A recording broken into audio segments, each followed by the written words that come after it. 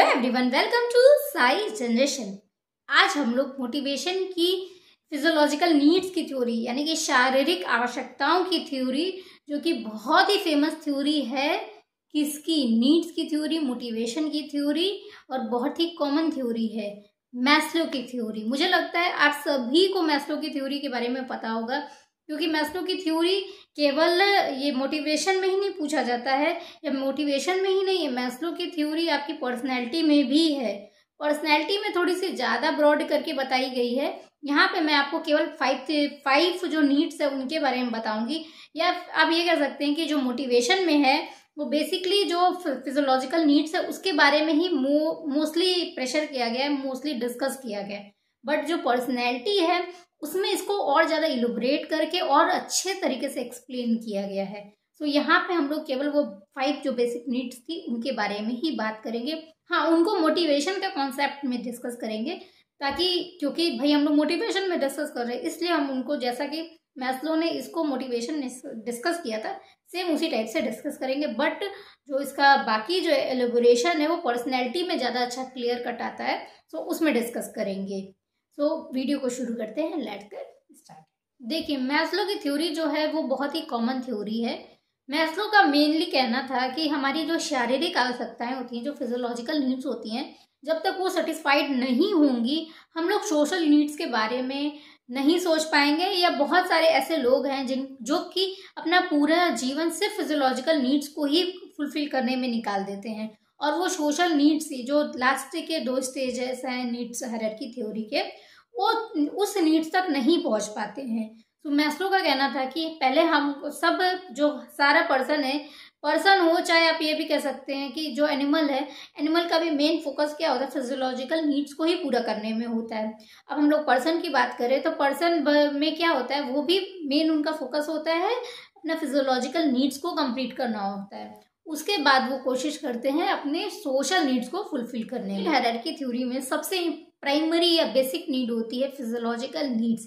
Physiological needs में hunger, thirst और sex और अलग तरह के फिजियोलॉजिकल नीड्स को रखा जाता है, जो कि इम्पॉर्टेंट है। मैस्लो का कहना है कि जब तक ये फिजियोलॉजिकल नीड्स फुलफिल नहीं होती हैं, या इन नीड्स के अभाव में पर्सन जिंदा नहीं रह पाता है, तो सबसे पहले वो अपने पर्सन जो होता है अपने फिजियोलॉजिकल नीड्स को फुलफिल करता है, उसके बाद वो अपने सोशल नीड्स को फुलफिल करता है।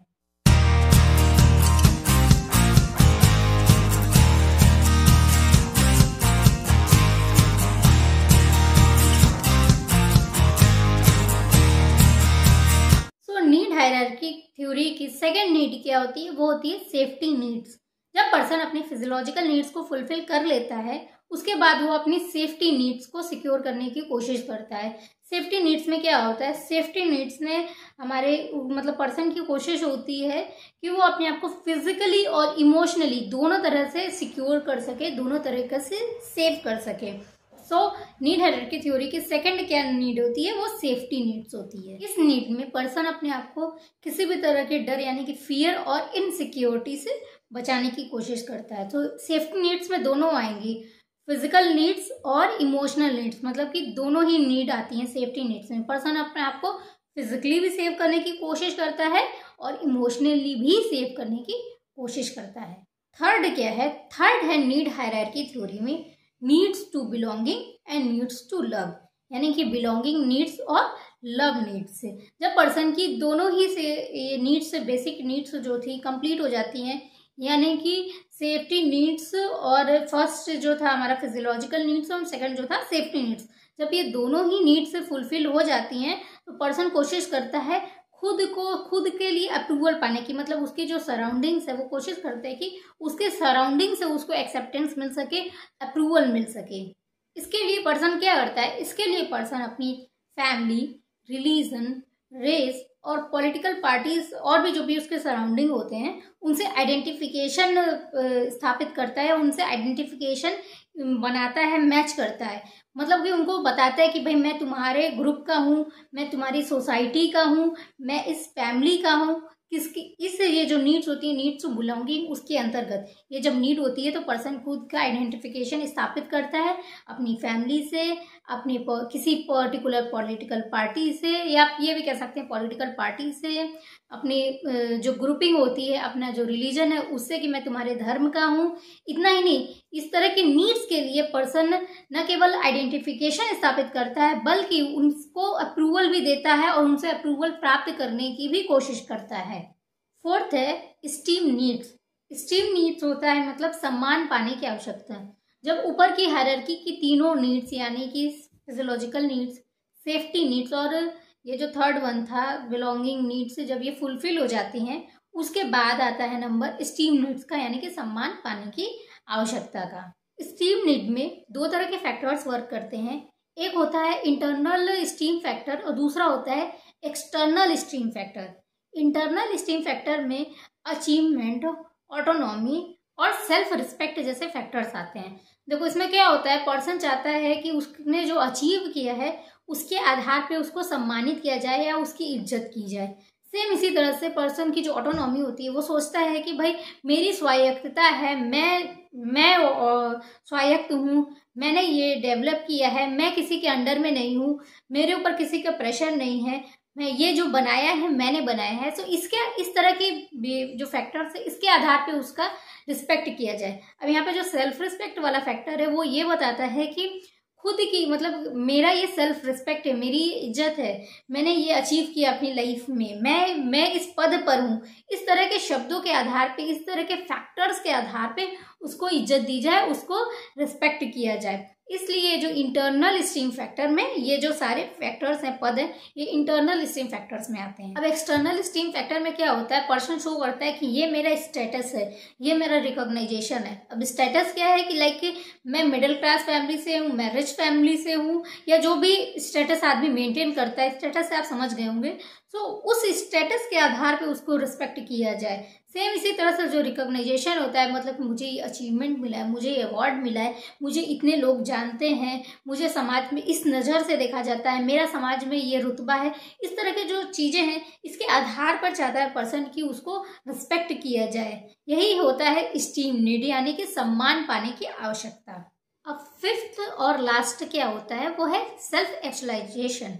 सेल्फ एक्चुअलाइजेशन जो है ये नीड हायरार्की थ्योरी का सबसे बड़ा वाला डब्बा है, मतलब कि सबसे बड़ा हायरार्की का सबसे बड़ा पार्ट है। मैस्लो कहते हैं कि सेल्फ एक्चुअलाइजेशन तक लोग पहुंच ही नहीं पाते हैं, ये बहुत कॉम्प्लेक्स कॉन्सेप्ट है, ये मैस्लो का कहना है।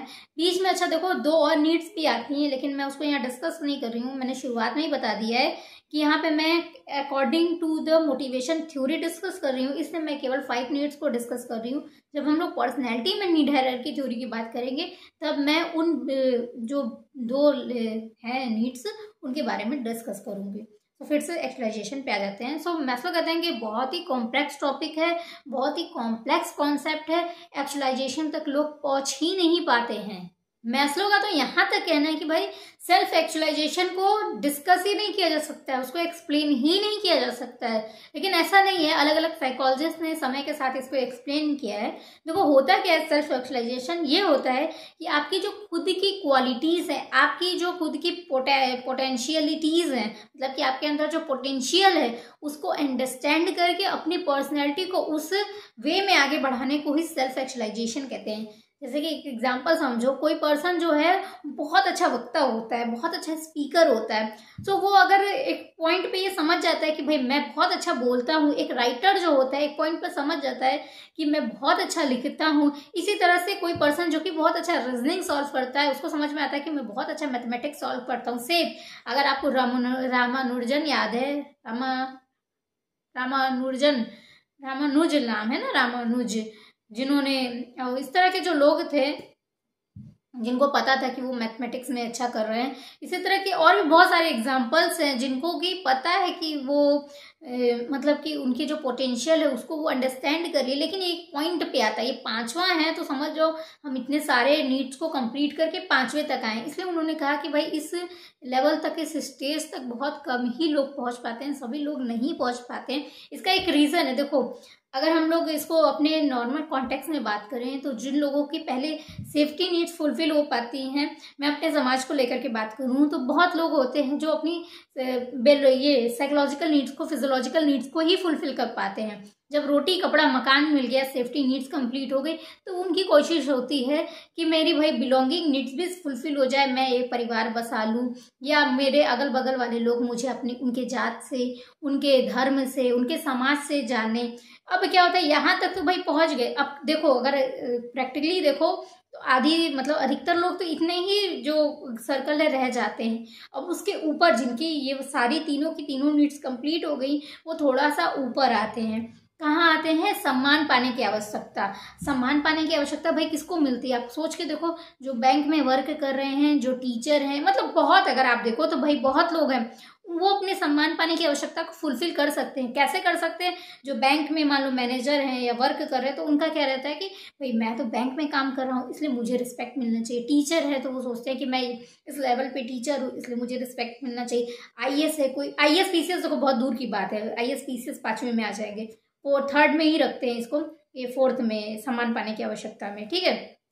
तो वो लोग क्या सोचते हैं कि भाई मुझे मुझे अब मेरी इनमें जो स्टेटस है, जैसे कि मैंने बताया था internal steam factor, external steam factor, तो इस स्टेटस से, इस पर्टिकुलर पोजीशन से जाना जाए, इसलिए इस वजह से मुझे सम्मान दिया जाए। ये हो गया आपका सम्मान पाने की आवश्यकता। अब हम लोग क्या बात की रहे, स्टीम वाले में नीड में बात की रहे। अब हम लोग जो 5th में आते हैं तो ये आते हैं किसमें? सेल्फ एक्चुअलाइजेशन में। सेल्फ एक्चुअलाइजेशन मतलब अपनी पोटेंशियल्स को पहचाना। अब जो आईएएस, जैसे कि मैंने बताया रहा, आईएएस पीसीएस क्या है, वो जानते हैं कि भाई उनके अंदर इतना पोटेंशियल है कि वो आईएएस क्रैक कर सकते हैं, पीसीएस क्रैक कर सकते हैं, नेट क्रैक कर सकते हैं, आईआईटी निकाल सकते हैं, मतलब बड़े बड़े एग्जाम्स को क्वालिफाई करके कुछ बड़ा अचीव कर सकते हैं। तो वो अपने पोटेंशियल्स को पहचानते हैं। उनकी अपब्रिंगिंग ही ऐसी होती है कि वो अपने पोटेंशियल को शुरुआत से या मिड में आके पहचान ही जाते हैं। शुरुआत क्या है, मैं शुरुआत वो बोल रही हूँ जब वो छोटे होते हैं, अडल्टहुड की बात नहीं कर रही हूँ मैं, उनके छोटे बचपन की बात कर रही हूँ। बचपन में उनको ऐसा उनकी अपब्रिंगिंग की जाती है। जब वो उस लेवल पे आते हैं, भाई 20 साल के होते हैं, 18 साल के होते हैं, 17 साल के होते हैं, तो वो लोग समझते हैं कि भाई मेरे अंदर इतना पोटेंशियल है, मैं एक अच्छा राइटर हो सकता हूँ, मैं एक अच्छा डायरेक्टर हो सकता हूँ, मैं एक अच्छा एक्टर हो सकता हूँ। वो अपने पोटेंशियल को समझ लेते हैं। लेकिन कब समझते हैं? जब उनकी ये सारी नीड्स फुलफिल हो जाती हैं उसके बाद। तो बेसिकली सेल्फ एक्चुअलाइजेशन यही है कि अपनी पोटेंशियल्स को समझ करके उसके अकॉर्डिंग अपनी पर्सनैलिटी को डेवलप करना। तो आईएएस पीसीएस बहुत बड़ी बात है जब लोग उस लेवल पे होते हैं। इसीलिए आप देखो कि पोटेंशियल को पहचानना, बहुत रेयर आईएएस पीसीएस लोग निकलते हैं, बहुत रेयर लोग आईआईएम में एमबीए करके निकल सेलेक्ट होते हैं, सब लोग नहीं होते हैं। वो लोग अपनी जो उनकी पोटेंशियल है उसको पहचानते हैं। देखो सिर्फ पहचानना नहीं, ये भी पहचानना कि मैं क्या कर सकता हूँ, मैं क्या नहीं कर सकता हूँ।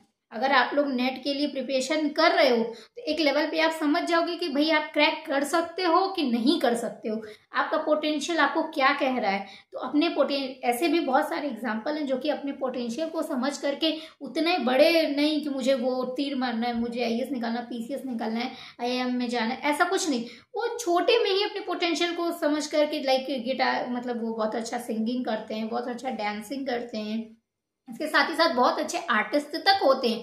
क्यों? क्योंकि वो अपने पोटेंशियल को पहचानते हैं। जब वो आप अपने पोटेंशियल को पहचान, देखो कभी भी कंपैरिजन ऐसा नहीं होता है कि मैं स्टडी में ही अच्छा करूं, मैं लॉ कर लूं, मैं ये कर लूं, इससे नहीं होता है। एक पॉइंट पे अपने पोटेंशियल को पहचान करके उसको, अपने पोटेंशियल को उस हिसाब से डेवलप करना, अपनी पर्सनैलिटी को उस हिसाब से डेवलप करना ही सेल्फ एक्चुअलाइजेशन होता है और बुद्धिमान व्यक्ति की पहचान होती है। जरूरी नहीं है कि सबके सब बैंक में काम करें, सबके सब कोई अच्छे टीचर बने या कुछ ऐसा करें। भाई आपका जो पोटेंशियल है, आपका जो इंटरनल इन्वायरमेंट है, आपका जो इनर वॉइस है जो बोल रही है, उसको फॉलो करने ही इनफ होता है और आपको उसी डायरेक्शन में ही जाना इनफ होता है। अगर आप उसको पहचान लेते हैं, उसके हिसाब से वर्क करते हैं, तो आप अपनी लाइफ में बहुत आगे जाते हैं, बहुत बहुत बहुत आगे जाते हैं। So overall need hierarchy theory में, जैसा कि मैस्लो ने बताया था, ये बहुत कॉम्प्लेक्स टॉपिक है, बहुत हार्ड कॉन्सेप्ट है, इसको डिस्कस करना कठिन है। इसको समझना इम्पॉर्टेंट है और समझने से ज़्यादा इसको अप्लाई करना इम्पॉर्टेंट है। अगर आप लोग ये वीडियो देख रहे हैं और मेरी इतनी सारी बातों के बाद आपको ये वीडियो समझ में आया है और मैं जो समझाने की कोशिश कर रही हूँ वो समझ में आया है, तो मुझे ये जान के बहुत खुशी होगी और मैं होप करूँगी कि आप अपनी पोटेंशियल को समझ करके उस हिसाब से अपने स्ट्रीम को डेवलप करें। देखिए, ओवरऑल जो ये मैस्लो की थ्योरी है, इसको दो पार्ट्स में डिवाइड किया गया है। फर्स्ट को कहते हैं lower level needs and second को कहते हैं अपर लेवल नीड्स। हमारी जो बेसिक नीड्स थी, फिजियोलॉजिकल नीड्स और सेफ्टी नीड्स और नीड्स ऑफ बिलोंगिंग यानी जो लव नीड थी, उनको क्या है लोअर लेवल नीड कहा जाता है। और जो दो लास्ट की नीड थी, सम्मान पाने की आवश्यकता, स्टीम नीड और self actualization, need to self actualization, इनको क्या है अपर लेवल नीड कहा गया है। क्या ध्यान रखना है, जैसा मैंने समझाया उसको ध्यान रखना है। और क्या ये जो दो नीड्स हैं जिनको दो पार्ट में डिवाइड किया गया है, इसको ख्याल रखना है।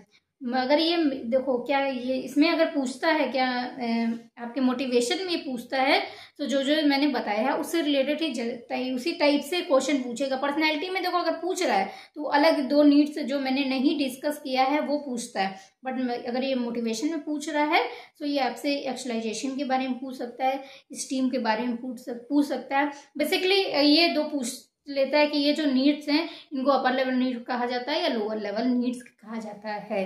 सो आई होप आपको आज का एपिसोड समझ में आया होगा। किसी भी क्वेरीज के लिए हमें मेल करिए, कमेंट सेक्शन में जाकर के कमेंट करिए, चैनल को लाइक करिए, चैनल को सब्सक्राइब करिए और शेयर करिए। टिल देन खुश रहिए, स्वस्थ रहिए और मस्त रहिए।